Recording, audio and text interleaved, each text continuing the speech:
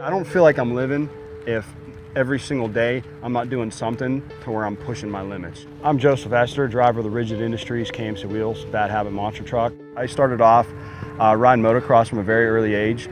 I raced BMX bikes, I raced downhill mountain bikes, I raced go-karts, cars.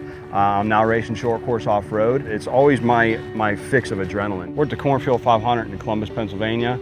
I did a world record jump here back in 2010, went 208 feet. It was recently broken last year by about 6 feet, and that doesn't sit too well with me. So we're here to break it again today. And just like before, we're gonna sit here and we're gonna keep jumping the truck until we either break the record or break the truck.